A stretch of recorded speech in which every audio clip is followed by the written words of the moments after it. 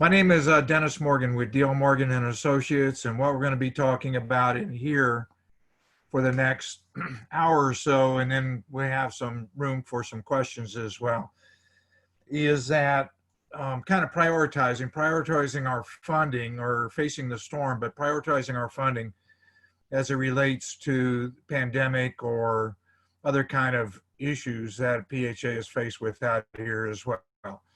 Just to give you a little background on myself, some of you maybe have attended some of our sessions that we've done around the country in other forums as well. But my background actually comes from running housing authorities for the first 30 plus years. I've been in the business now for almost 50 years, either running housing authorities or providing technical assistance for PHAs as well, including providing a lot of technical assistance on PHAs that now are doing some things like RAD conversions and so on down the line. But we're here to kind of focus on these changes that are now confronting you and how to kind of take a look at this and address some of your changes as well. So I'm going to come off the screen itself and I'm going to put up the PowerPoints, and everybody should have had an opportunity, hopefully, of downloading the PowerPoints or at least printing off a copy of the PowerPoint out here as well. But I'm going to set up share my screen.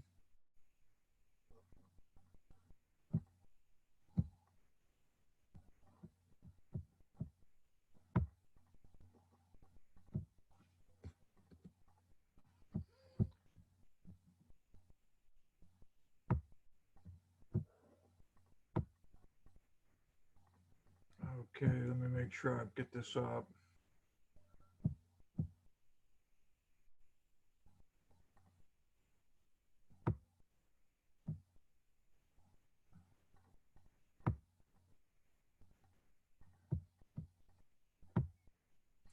Okay, is everybody looking at now the PowerPoint, or are they still looking at me? Michael, do you know? We're looking at you. All right, let me see. Let me try it again.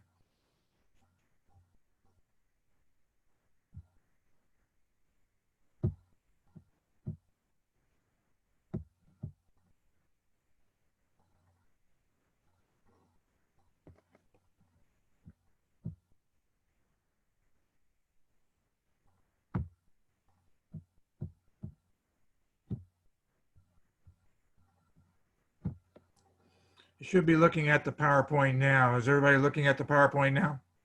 Yes. Okay, good deal.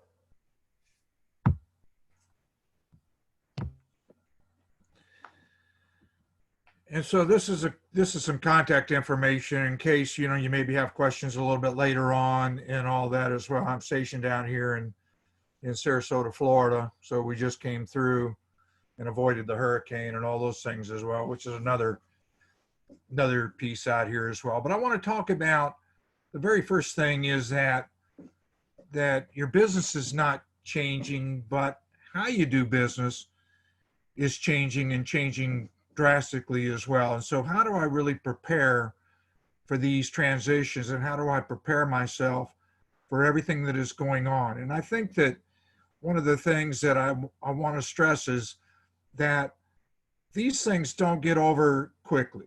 And so I've been through and done hurricane disaster work and other kind of things, and all of a sudden the political elements move on to another issue, or the rest of the world kind of moves on to another issue. But the fact is that you're going to be engaged with this activity on a long-term basis. And so it's how I can think about not only how I do business, but how I really need to change some of my business model. My business doesn't go away in terms of I still have recertifications, I still got validations, I still deal with the federal government. So, all those pieces don't go away. They maybe have delayed some actions or postponed some actions as relates to FOSS or maybe CMAP.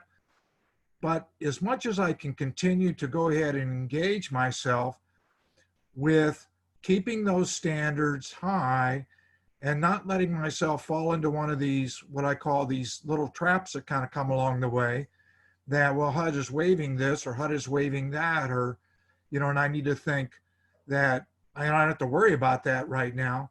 no, you still need to worry about that because it all comes back. And I'll give you cases, examples of where we deal with like hurricanes and things like that, where people are like, well, I got a waiver. I don't have to do this. Well, yeah, but eventually HUD comes back around and says, oh, by the way, all these things come due. All these things are still part of the process. We need to then catch up. So when we're thinking about our programs, think about, in that public housing program or the housing choice voucher program or the things that you administer, mainstream, VOSH, FSS, multifamily. I mean, they're all impacted by what's going on right now. And I might be extending contracts. I might be postponing inspections. I maybe have moved over to a little bit of different platform on the inspections. But eventually it all comes back full cycle where I have to then comply with, all the issues as relates to some of these programs as well.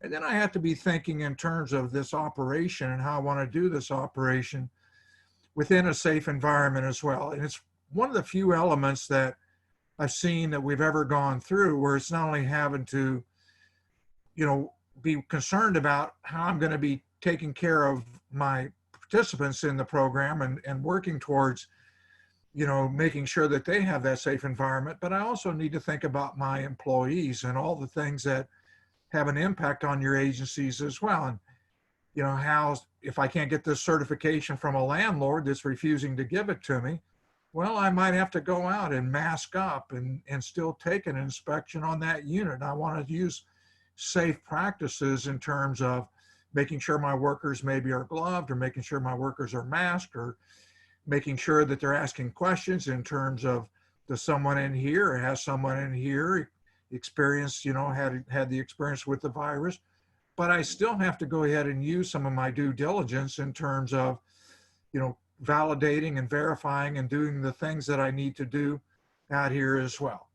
And I think most will agree that we're moving over towards this new technology platform as well. And I think it's not just thinking about temporarily moving over to this platform, but how my housing agency is going to be moving over to this platform in terms of how they're going to be conducting business to the future. In other words, even on my inspection protocol, I might be moving over to a new platform in terms of how I'm going to be conducting those inspections. And I'm going to be using more of a technology base on those inspections.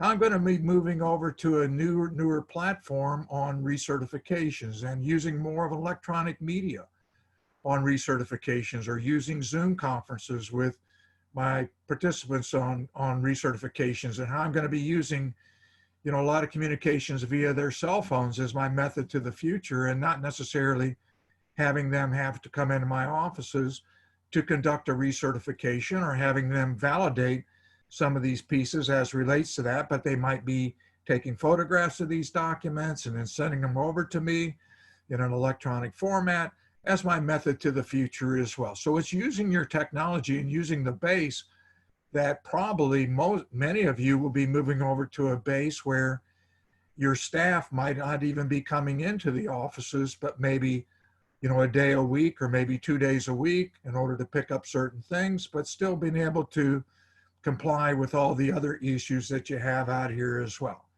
Much of it also relates to your staff skills, but how I need to be thinking about the future in terms of the training and the staff skills on those training and techniques as well.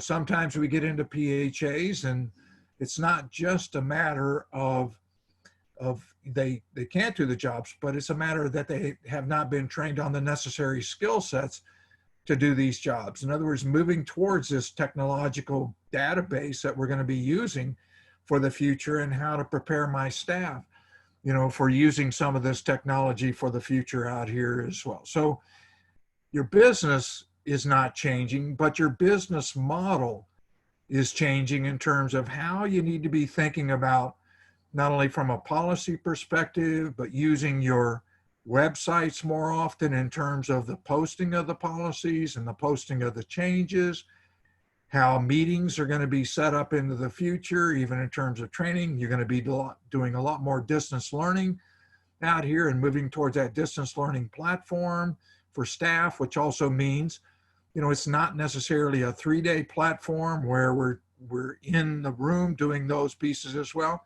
but it might be doing them in 2 or 3 hour clips out here, and then moving over to that base as well in terms of how you're going to be doing it for the future.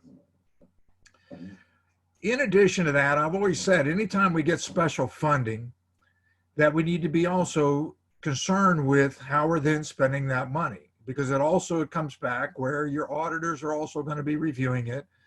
And so I need to be thinking about these things that are eligible expenditures under the CARES Act, and these things that HUD is also saying you can spend your money on your administrative fees to take care of some of these items, or you can spend operating subsidy or capital fund on some of these items that are under the CARES Act. But you can't take CARES Act money and then use it just to spend on regular capital funding or regular operating programs, or I just can't take my administrative fees and just start spending those on other ineligible expenditures as well. In other words, CARES Act can be used to supplement, and I can use administrative fees to supplement these other areas, but I can't necessarily use CARES Act funds to go in and then spend it on paper, just spending it on paper, or spending it on other kind of items that would be an ineligible expenditure under the program. So the first thing I want to stress as well, that you need to make sure that everybody's up to speed in terms of still some procurement type activities and making sure that these are eligible expenditures. And so when we're thinking about that sourcing and purchasing and protective equipment, all those are eligible type expenditures under the program for your staff and the residents, and thinking about, when they're trying to come in and try to conduct business in your offices as well. Expenses are incurred as using then anything related to the virus issues out here as well and impacting your operation. In other words, potentially even reimbursing them if my public transportation systems are gone down, and maybe they're using Uber or some other method in order to even get to my offices, could be a reimbursable type of expenditure under the program as well, that public transportation now is down and it's going to be down for a period of time. Then I might be looking at alternatives as well. The testing costs for your staff and participating families out here as well, if there is cost associated with it. I know of PHAs out here right now in the state of Florida that were able then to get the state to come in to their high rises and some of their areas where they had a lot of population, and they were able to get the free testing services right then and there inside their facilities as well, or bringing the testing right there to their doorstep. And the state was then providing that as a service, and all the PHA had to do was request that service as well. And I'm sure out here on the West Coast that we also might have that same opportunity to do that as well, because state by state are doing different things, again, depending on your hot zones and what's happening out here as well. Other eligible activities such as some social distancing, in other words, the creation and updating of a plan. And I remember back when I had Lucas Metropolitan that we had emergency plans for disasters, and the pandemic that we're going through right now would fit perfect into some of the things that we had developed early, not just thinking about this pandemic, but I was thinking about, we had a nuclear power plant around our area, so a nuclear leak, and what I had to be thinking about that. And then I would then look at my high rises, and then I would identify those individuals in those high rises that maybe even had special needs. And so when my police or fire or other kind of individuals then had to respond to come to my community, we had already pre-identified within the community those individuals that had those special needs, and that was in the plan. And so that also gets stale. So once a year, you'd want to be updating that plan and identifying those individuals in your community that do have these special needs, that I need to be checking on maybe more frequently than other individuals as well, and have my managers also checking on them as well.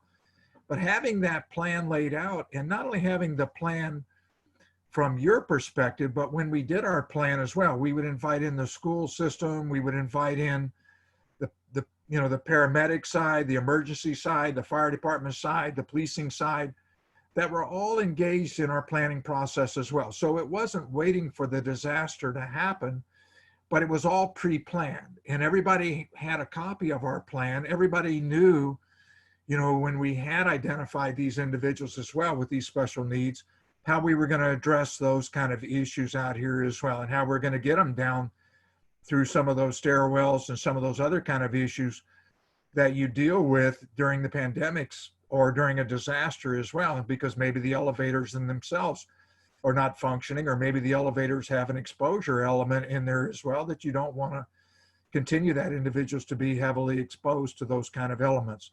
And then I would include things like, the cleaning and the servicing on those kind of common areas or those common elements that you would have in that high rise as well. In other words, they're going to require a daily servicing. Somebody's going to have to come in there and do some additional cleaning. And even on things such as my vacancies and my vacancy turnovers, that I might require even some outside service that's going to be coming in there and do some sterilization on those particular units as a part of my plan as well. It's going to have a cost associated with it. It's an eligible expenditure, but how I need to address that and not necessarily want to be using my own staff, but have an outside source that's coming in and giving me another level of validation and verification, that some of these things are going to take place. But always have a plan, and a plan is not a verbal plan.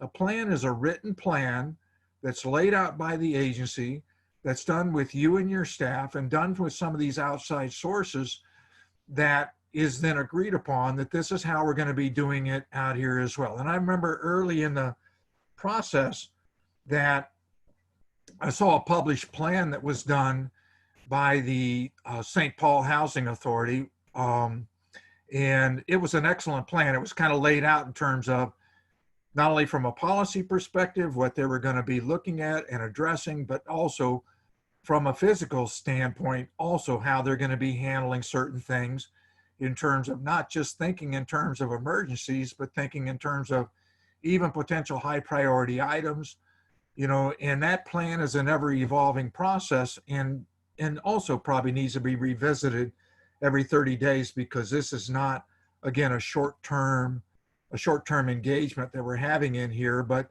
thinking a long-term in terms of what we need to be thinking about from those spaces as well.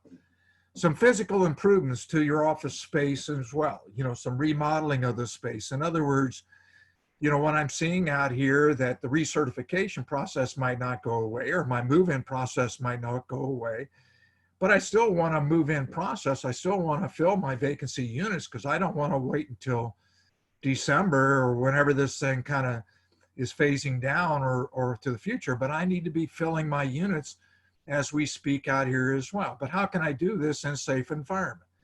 So I may be using partitions. I might be using, how I'm going to transmit documents. I might be using a different briefing process in terms of how I'm handling that. I might be using, a little pass-through area and doing that. I'm going to keep my 6 foot. I'm going to have a table in here. I'm at one end of the table. They're at the other end of the table. I pre-assembled those documents in here as well. I can go over them at a distance as well. They can then sign them. And then I can then make sure that they come back to me in a sterilized environment, or as much as I can, and then, place them in the file as well. So thinking again in terms of how I can do this with my distancing, I can use longer tables. They're at one end, I'm at another end. They're not sitting directly across from my desk, but how I can use these kind of modules as well in terms of that space or space requirements as well. I don't have to take them down to the apartment to do the inspection. I've already done the inspection on a vacant unit. I will give them that inspection that I did in here. They then can then validate that when they're going to the unit, sign off on the fact that this was a move-in inspection as well, and then give it back to me and send it to me electronically if there's any issues on that unit as well. But again, thinking about how I'm doing this and changing up my business model versus then walking them through that unit that I normally would do a move in or potentially even a move out inspection as well. Cost to facilitate and coordinate with my local schools and local government as well. And not only thinking about the educational platform now that kids are going back to school, but how I can then interface that with additional techniques, inside the agency as well. I might even have, potential stations where that I might supplement those stations as well in my community room by keeping distances on those areas and then allowing them to use some of that technology platform that I've also set in motion, not necessarily opening up my entire community room, but then keeping these in a remote area as well. Even allowing residents to use some of these remote stations out here as much as possible, and then using then, everyday cleaning or an everyday cleansing of that, or keeping those areas where I keep those products out here that they can then spray them down at the end of their usage out here as well. Cost of technology needs for these kind of things. These are types of eligible expenditures as well. Procuring these cleaning supplies or services and maintaining these safe and sanitary, under the HCV or these common areas or unit cleaning out here as well. And HUD has also recently added this in the latest notice as well that just came out. It's a 2020 notice, 2020-18 notice, which also talked about project basing and allowing you to use these products out here now in this project basing out here, where a lot of PHAs are now moving over to that new platform as well. So I always encourage you, revisit these notices, take a look at that 2020-18, the 2020-05, but also you want to look at the COVID-19 FAQs, which were also recently updated as well. And the last publication came out on July 16th of 2020, but they've added some new FAQs out there in terms of some of the things that are eligible type activities and some of the things that are kind of some best practices out here for both you as your agency and your families as well.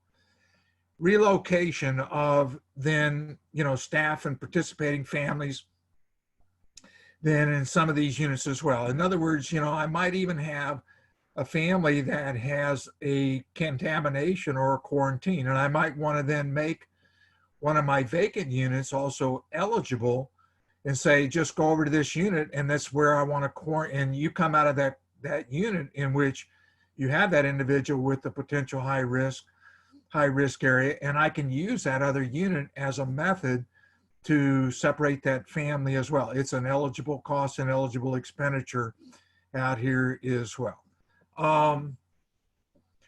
Transportation to and from these locations to reduce the level of exposure that could be caused by mass transportation out here as well.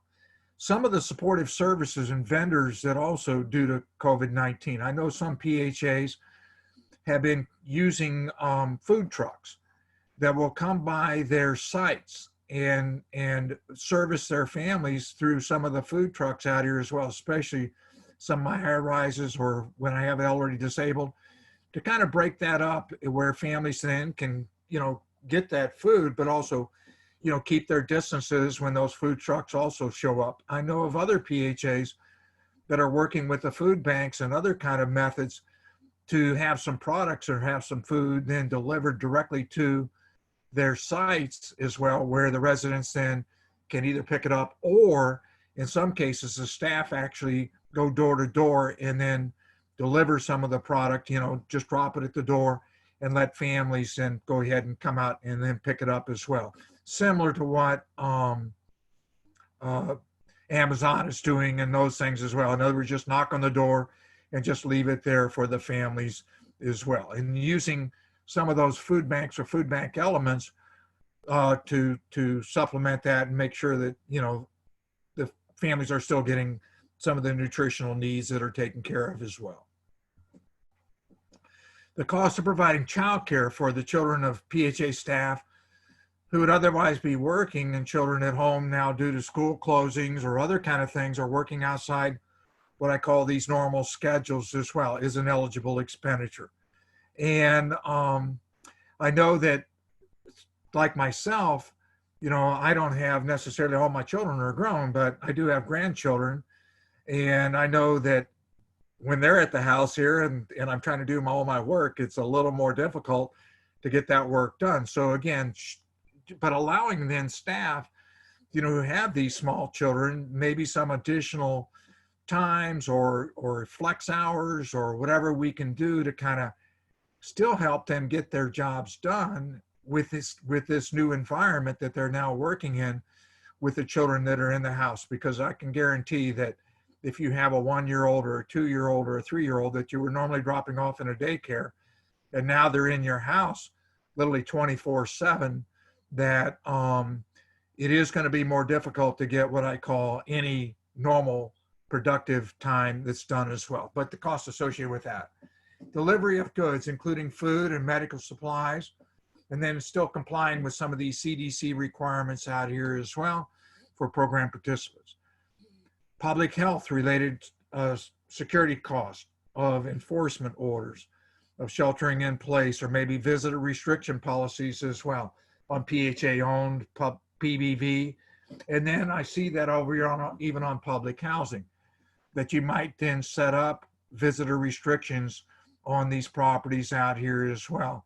That I'm not denying you the ability to go visit people, but I am denying you the ability to have visitors, potentially coming in and exposing the rest of my residents to these events out here as well.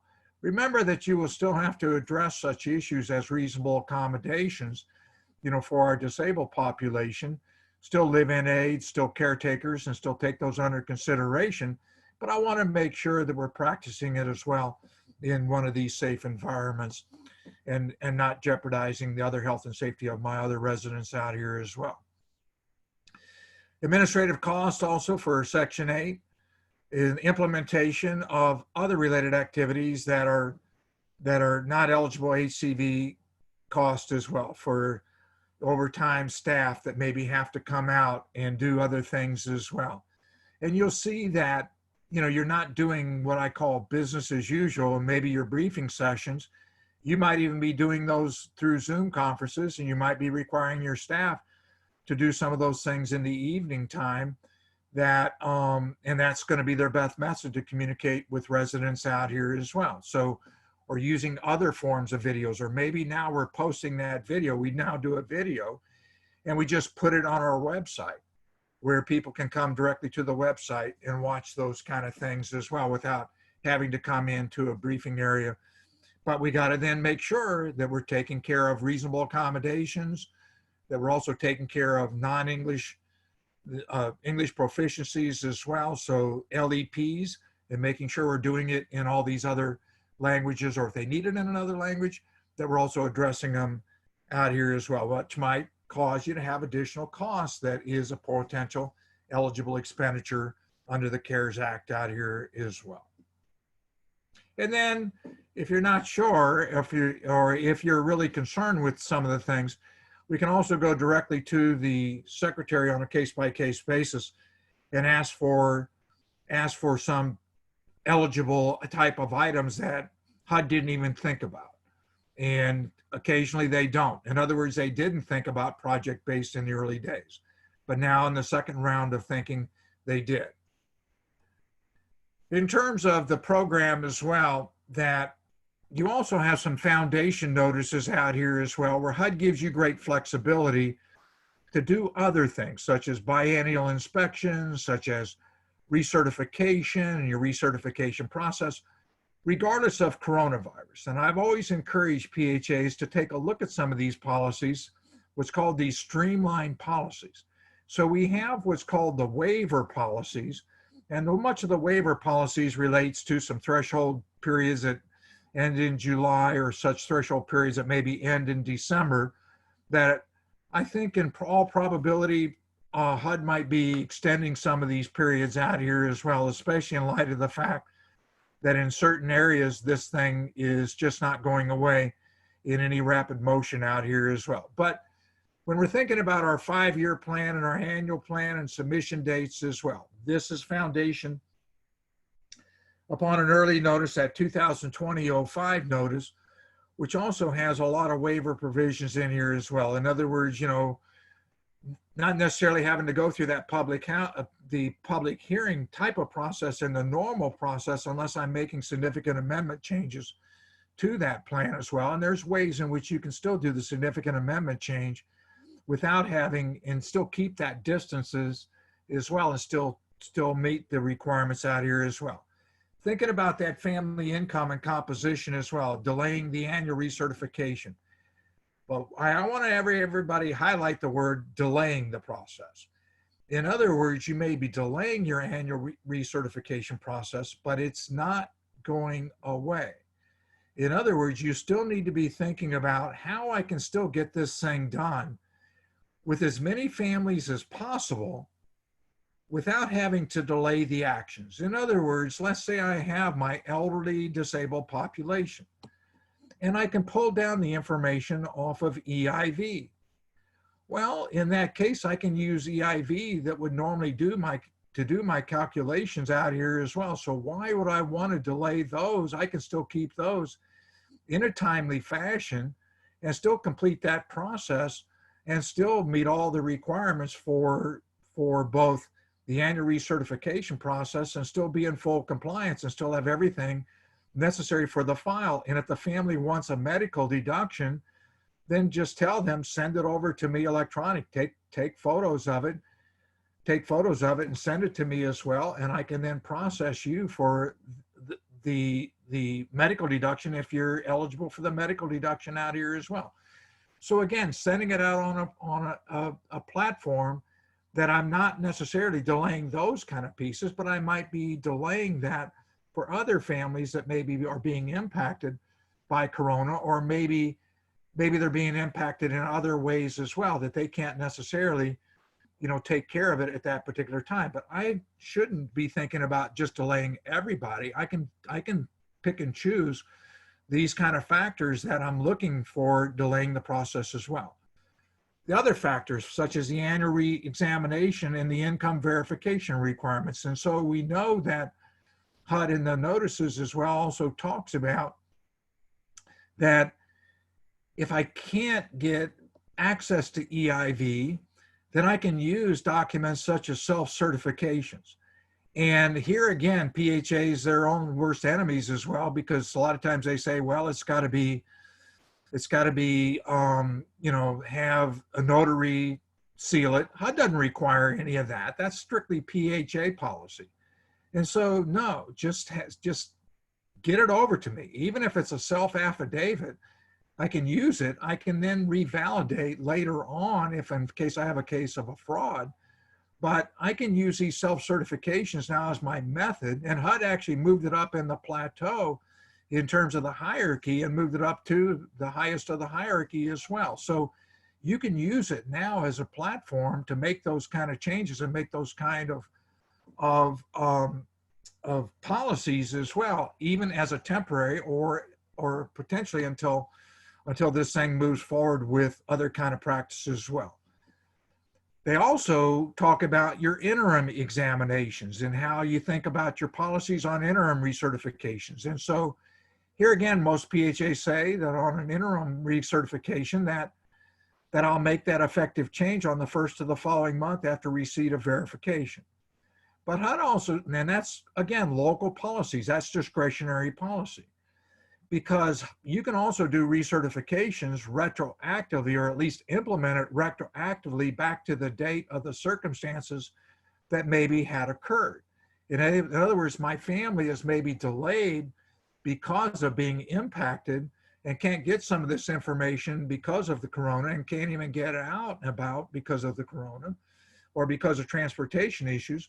And then once they do receive it, I have the flexibility to, even under my policies, of going retroactively back to the day that it occurred, so that my families are then not strained by having to pay additional cost associated with their rent during that period of time. HUD gives me that flexibility. I can set that as a interim policy as well, temporarily carry me up through at least December. Plateaus out here as well, or until we see, some of these other things that are changing out here as well. EIV monitoring, in other words, some of the reporting sequences as well. The fact that I run these due diligence reports, such as when a family is duplicate subsidies or other kind of reporting as well, HUD's at least waiving those provisions, at least temporarily. I can catch up with those again later on. FSS contract for participation, in other words, extending the contract and extending the contract through that December and adding additional months to the contract automatically for these FSS participants, especially in light of the fact that they might even been getting ready to graduate. Now they have a loss of income. Now they're not going to be getting their escrow account. I have all the ability of extending those contracts and extending the contract terms and letting them get back and restabilize that so they can get those escrow funds as well. The waiting list and the opening and closing of the waiting list. Again, HUD is waiving some of those provisions in terms of some of the advertising principles as well. And just using your internet and maybe your PHA website in order to go ahead and notify families of the changes in my waiting list or waiting list management as well in the opening and closing processes. You had a lot of waiver provisions as relates to HQS. And some of it related to that initial inspection out here as well. In other words, it's now saying that I can use some of these other provisions. If I've also inspected a unit within the last 12 months, it's been a practice in there as well that I can allow a tenant to move into that unit that was inspected within that 12-month period, with the understanding that I will then inspect that unit, you know, for then at least health and safety issues in that general principle. And I will allow then the payments now to be made on that unit. That's been allowed as a part of a process. PHAs have kind of held that in abeyance and said, well, my practice has really been, I want to look at that unit and make sure everything passes HQS before I start rendering HAP. But there's rules out here that now allow you to go ahead and on that initial, let a family move in and as long as there's no health and safety. And remember that HUD is now recognizing these self-certifications by the owners as well, that there are no health and safety issues, and then I'll catch that inspection as soon as I possibly can as well. So take a look at these notices and combine where I have my flexibility along with some of these waiver provisions that HUD is looking at as well. Your project-based voucher and your pre-contract inspection and PHA acceptance of those completed units out here as well. Again, applying the principles that HUD has allowed me to let a family move in and then allow me then to inspect that unit at a later protocol out here as well, especially if I'm a PHA and I own my units and I substantially control these units out here as well. I should be making sure that, you know, all my due diligence is done, and self-certification would be a method that I can use out here as well. That initial inspection on these non-life-threatening deficiencies. Now, normally these will be corrected within the 30 days, but HUD also has provisions in here which will allow you to go up not only 30, but now take you into that 60-day threshold as well in terms of these non-life-threatening actions as well.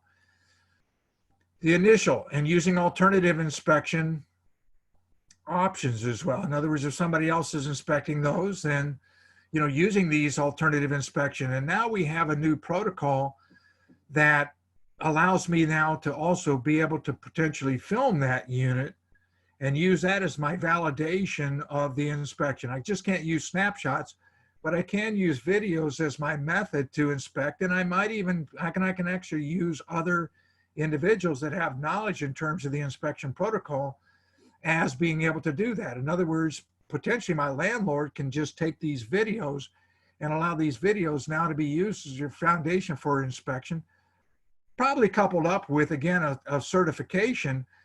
And I've got now the video as my storage area, and now I can use that as my protocol as well. It's allowable. It's allowable. A lot of PHAs were resisting coming over to a biennial inspection and saying, I just want to keep an annual inspection.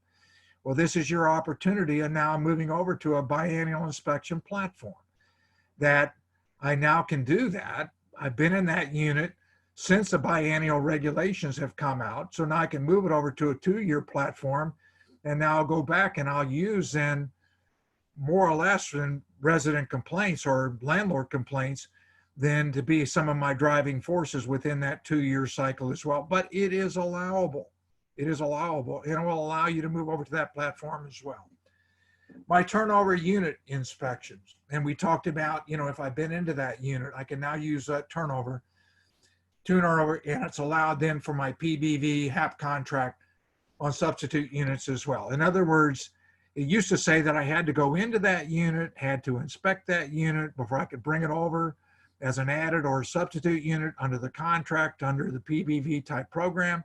Well, HUD now says you can use in the certification guidelines, self-certifications from the landlords as being my acceptable criteria, or other platforms, at least on the interim. But eventually I do need to get in there, and they're using an October 31 threshold date on those. But I have a feeling that potentially some of these things might get extended. But, eventually I can get to that unit and then take a look at it out here as well. HUD is also waiving what's called some of your space and security elements as well. So for example, let's say a family now has another family that's now coming in and they say, I want to add this person now to my voucher because they're being displaced as a result of family members that are now being quarantined, and they now need a place to stay, and I can let them come into that unit. Well, for a 4-year, if they're being in the assisted world, I can now allow for what's called overcrowded situations. And don't forget that a living room can be a substitute for a sleeping room as well. So it's not 2 per bedroom, but I can use in the living room as a sleeping area as well. So I might allow even a family of 6 in a 2-bedroom unit.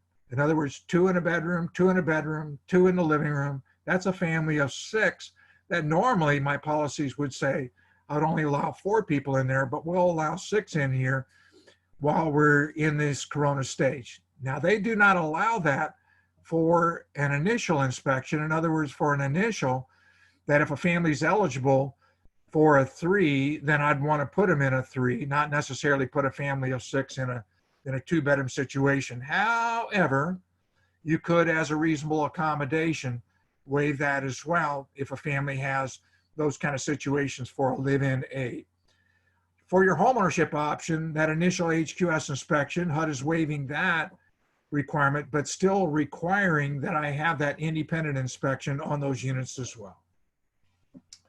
Other things that HUD is waiving, changes to your administrative plan, that now I don't necessarily have to have board ratification on that, at least at that particular time. I can go in and make some of these changes to my admin plan, and then I will then get the board to take actions, appropriate actions, whenever possible out here as well.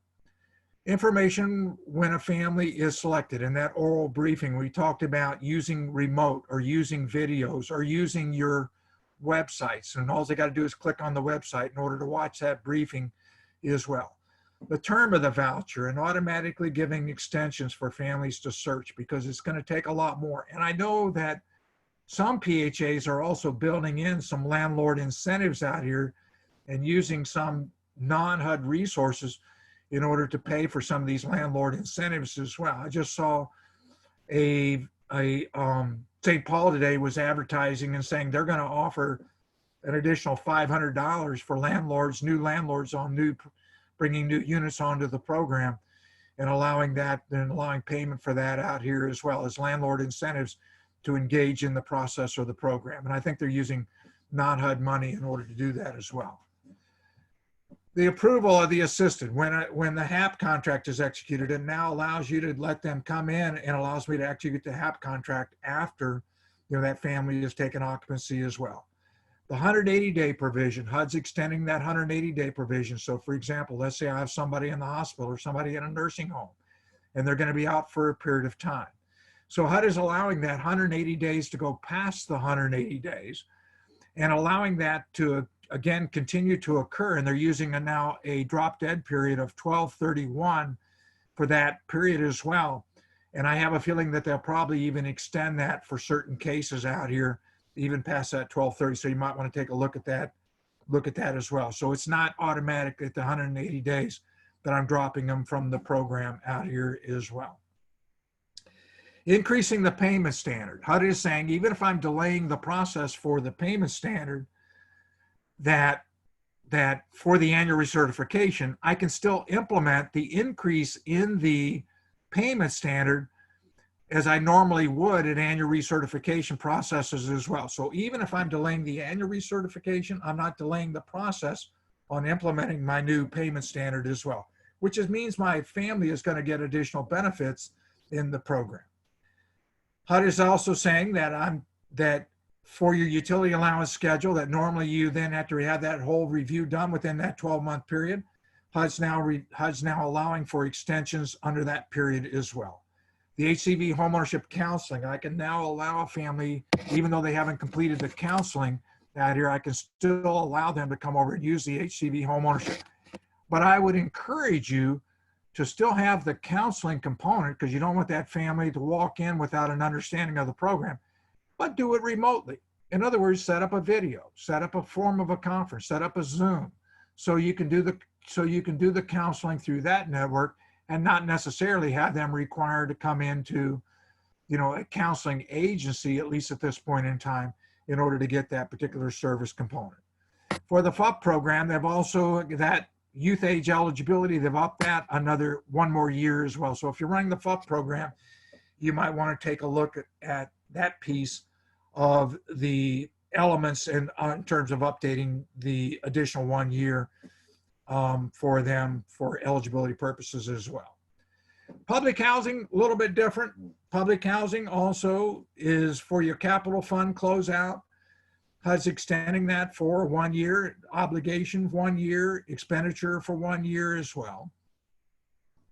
For cost and other types of labor, HUD is also allowing you, if you're not a high performer out here as well, that you can now use force account labor out of your capital funds, which if I'm using force account labor as well, think about some of the activities that under the coronavirus that I could all be using, force account labor, or even be using tenants, through force account labor to take care of some of these issues out here as well. I saw the other day where somebody had an FAQ as well on the $200 threshold where, I can pay tenants for services up to those $200 and it's excluded income. HUD did not say that they were then extending past the $200 threshold out here as well. But if I'm using a multiple of tenants that are doing different services out here, remember this $200 per month that you can use that is then not income as well. So be thinking about, how I can then either engage them in what's called stipend services, or how I can engage them with even in force account labor, through the capital funding, which also helps you with Section 3 for that matter as well. Your ACOP and your NACOP rule, which usually says is that you got to give 30 days notice as well. HUD's not saying I have to give 30-day notice. However, you still want to make sure your residents are informed in public housing. If I'm making some of these changes, if I'm doing some of these interim policies as well, making sure I'm getting it out, posting on the board, letting people know of these policies, even if they're temporary policies, I still want to make sure that I'm keeping residents informed of those kind of activities as well. The community service, in other words, saying that HUD's waiving the fact on the community service that they don't have to fulfill the community service, they're extending that period of time to complete those. Energy audits, they're waiving that provision. If I was coming up on an energy audit on my 5-year process as well, they're extending that out for at least another year. The over income families, where HUD came out with that new rule saying that we now have to terminate families that are going to be over income as well. If they're 120% of median income for 2 years, then it says you're ineligible then for public housing. You're not going to pay flat rent. You're going to pay whatever HUD's going to determine that. HUD's extending that out here as well. Still go forward with putting in your policies. but the implementation has gotten postponed. So as you're updating your ACOP, still make sure you have those policies in place. They didn't waive the policy provision, but they waived the provision on the implementation. Your resident council elections, where every 3 years your council gets reelected, or whatever your policies are, HUD's in extending that out in terms of that election process as well. Same thing on the review of the utility allowance, just like Section 8, allowing for extension for that period of time. Tenant notifications, protecting the rules and regulations we talked about, your methods, posting it to your websites, getting flyers out is my method, not necessarily holding community meetings to have that discussion out here as well, which also means you're probably not having your RAB meetings. So your RAB organization, you probably want to notify them through a different technique so that they can have maybe a Zoom conference as a RAB meeting as well. That would then still meet compliance issues. Don't necessarily have to have them in the same room, but they're all then being briefed. They're all then up to speed in terms of that as well. And you can then document how you then had that meeting as well, but via Zoom or via some other method. Your financial reporting, and HUD's now in your audit reporting as well, extending them for at least 6 months, in terms of the financial audits, and we'll wait and see if HUD's going to extend that out here again, but a 6-month delay in terms of those reporting. Your reporting requirements on the 50058, and you have that 60-day margin out here as well. Well, HUD to move that to a 90-day plateau on the 5058. You might want to take a look at that. But generally, I'd encourage you, if you're doing your annual recertification, still get all those things in on time. Don't delay the process. Keep up with those processes, in terms of the programs as well. As much as I can still achieve out here and not delay, the better off my agency is going to be. In other words, use these new platforms. Don't fall into this world that you're delaying everything from happening. Otherwise, you're going to crash and burn come December.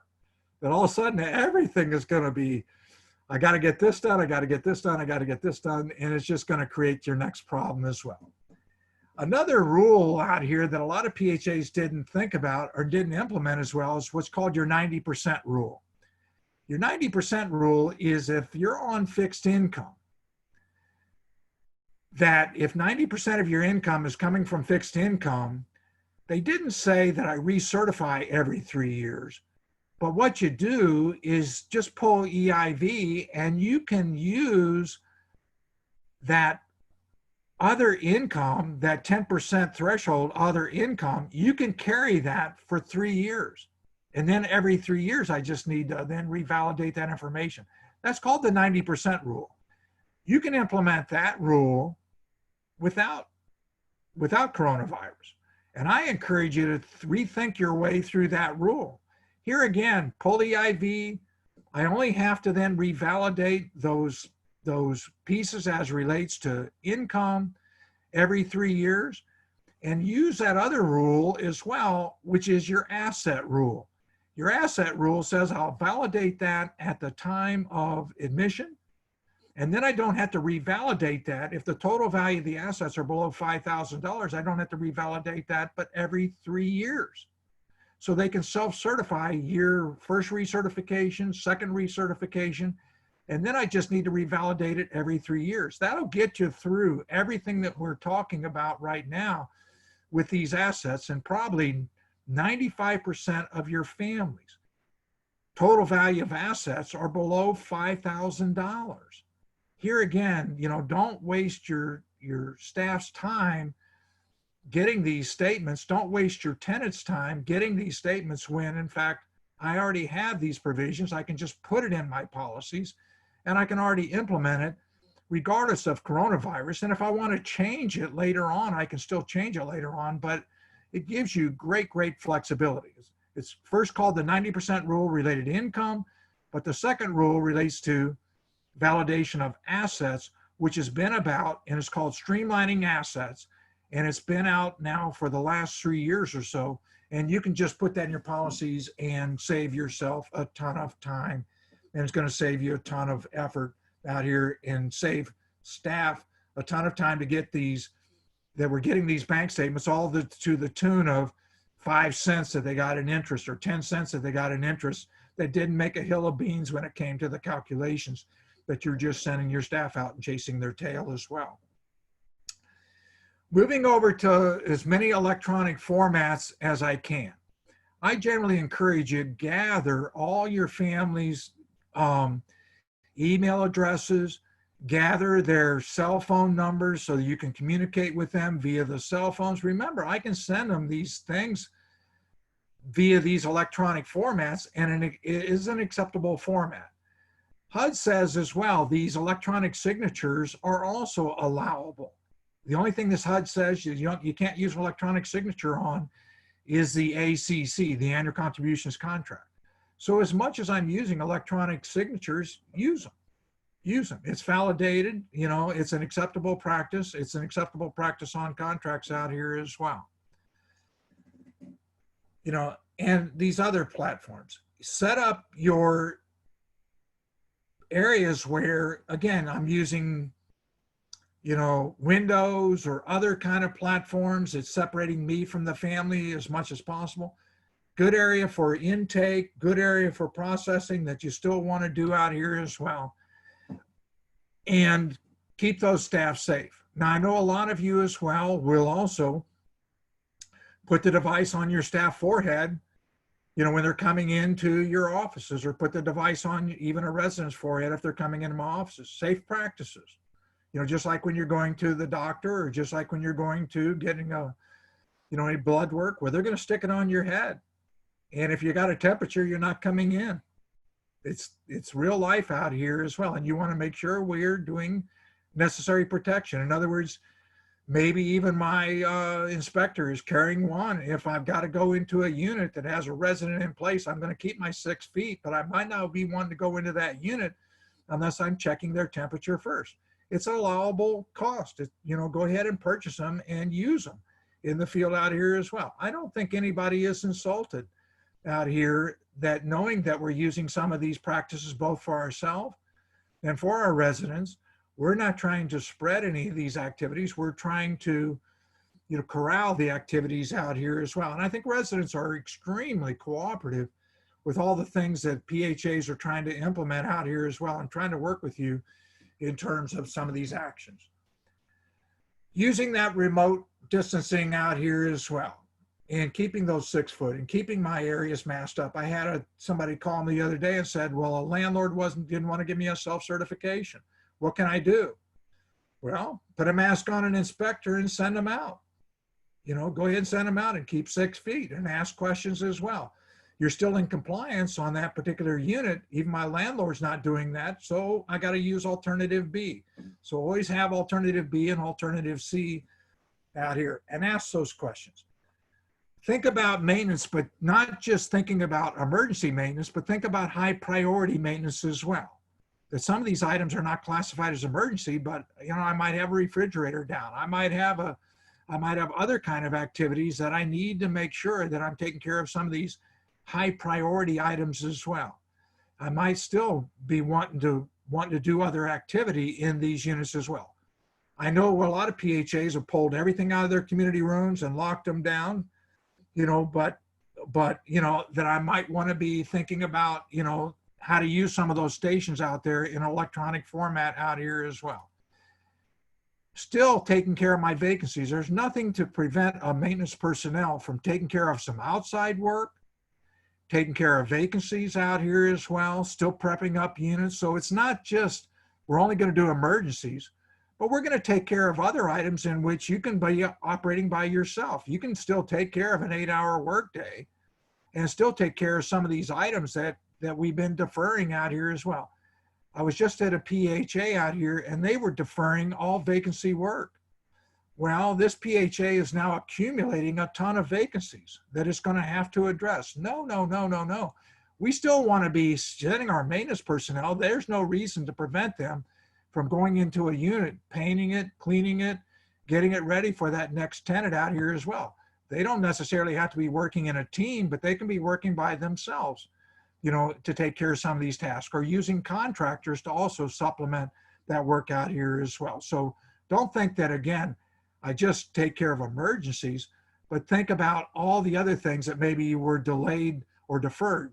You know, I might just be painting a community room versus something that has been delayed. Now I can take care of those items out here as well. Your rent collection, you have that no eviction for, again, and working in, I encourage you to look even on Section 8 at some of the FAQs that can help you through this process on how I can help tenants. The best way we can help tenants and participants is take action as soon as we can on interim changes.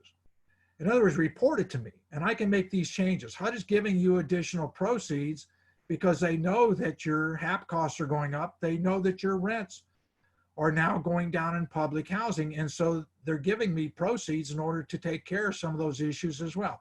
Therefore, I should be working very quickly to take care of some of these issues. Now, for other cause or drugs or violence, HUD's saying, well, you can still terminate for drugs and violence activities as well. However, many states are also being governed by your landlords. Your judges are not meeting on eviction actions right now. So if you can't get it through the court system as well, through that legal process, it is what it is, and you'll have to just deal with that out here as well through any other form of law enforcement. But you know, if you can't get your traditional eviction done, even on other cause for drugs and violence, then you can't then go set to the street out here as well. There are no secrets to everything that we need to do, but it is going to require training and retraining as well. And here again, think about non-traditional training. Break these down in bite-sized training components. Most staff cannot sit for an 8-hour session or for 3 days a week, 8-hour sessions. Most staff cannot even sit, I'll be real honest with you, for even a 3-hour session. Just like I know many of you are doing other tasks out here as well. You're multitasking. That's okay. That's okay. But when you're doing these sessions, you want to make sure that we're breaking them down in bite-sized areas. And, you know, usually an hour, usually 2 hours, 2.5 hours, probably about maxing out as well. So break them down in bite-sized areas because you got new staff that's going to be coming on. You got to make sure my staff are up to speed. And not only that, but they got to be trained on all these new technology platforms that you're using as well. Everybody's now most people are now over on Zoom, but some people are more sophisticated in terms of these processes. Residents, trained, retrained. So again, bringing platforms in here that can help them understand as well. Come out of your traditional box. Come out of the world in which we were operating and move over to this new world that we're now moving over. It's not business as usual. It's business under now a new platform. The business hasn't gone away, but the business practices are now changing as well. Think long term. This one's not going to go away for a while. And think long term in terms of your solutions out here as well. In other words, I need to be thinking about upgrading my IT systems along the way that is bringing me over to now these new platforms where people are going to be operating remotely, that people are going to be now using laptops in order to do a lot of things out here as well. And not just thinking about they got a station at a desk and they need to be doing this, they need to be doing that, but how to get that technology into their hands, into their homes as well to help me along the way. That kind of concludes my normal presentation, but questions on anything that we have talked about out here as well. Questions on anything.